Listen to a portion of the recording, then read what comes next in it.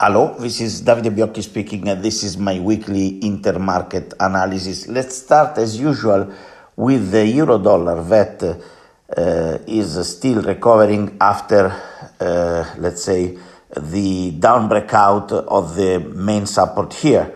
We have a new support level here and then a reaction that we can think and understand as the possibility for the euro dollar to see the chance to go up here to test the area around 1.078 in the case this resistance will be violated. Let's see here that this is potentially a small period head and shoulder.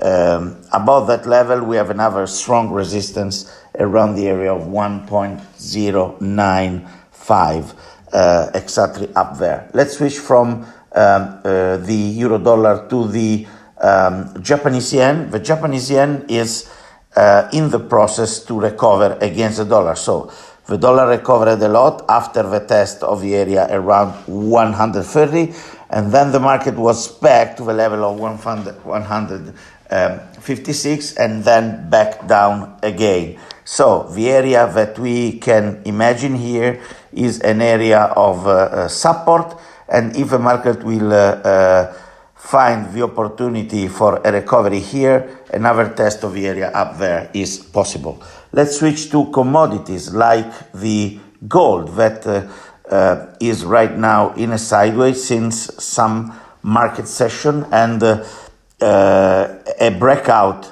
below or above these two levels will sign the short-term future. Let's assume this area that is more or less the top of this congestion that we have seen here in the past, around 2,550 as the main support, and the previous all-time high around 2,800 as the main resistance. Let's switch to crude oil. Crude oil is, from my perspective, very interesting because the market is, many times going and testing the support area of around $67 per barrel. We have another one around 65 to 64, but the problem is that every time the market reaches this support, the reaction is, creating new decreasing maximum. So we have 4 in a row here, and it's, showing us that the crude oil is really weak right now. So be careful in case of a price below this area of 67. The price of 65, 64 is behind the corner, and then it can even be more dangerous. Let's consider a little bit more the European market, where we have seen the DAX offering a new all-time high, as it's easy to see here.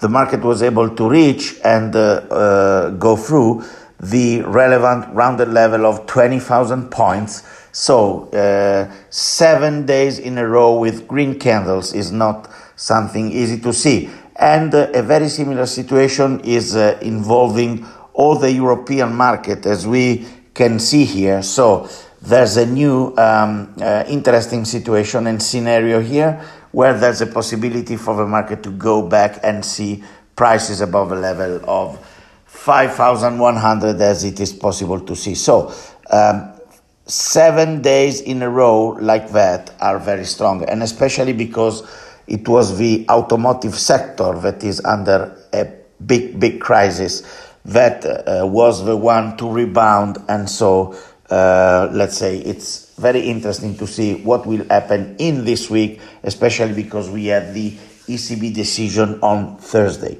So let's focus on that. Let's switch immediately after to the US indices, where we have both the Nasdaq, like here, and the S&P 500 reaching the new all-time high. And this is because the Magnificent Seven are back, and we have seen Apple, Microsoft, Amazon, Meta, and Tesla. So 5 of them doing some breakout for Apple, for Amazon, for Meta, let's say it was also new, or it meant also new all-time high. So a very interesting situation. But also the movement of Tesla and of Microsoft seem to be very solid, and also stocks like Broadcom, like Netflix did very well, and also Walmart and so on. So the entire, let's say, United States markets are growing, and this is really important. So let's see what is going to happen. And last but not least, let's have a look at the TLT, so the Treasury long-term ETF, that is showing us that also for what concerning bonds, there was a recovery. Now they are under a very strong resistance. So let's see what the market will do. The next week it seems to be potentially decisive for what concerning this asset, very important asset. So this is all for this week. Thank you very much from Davide. Ciao ciao from Italy. Bye bye.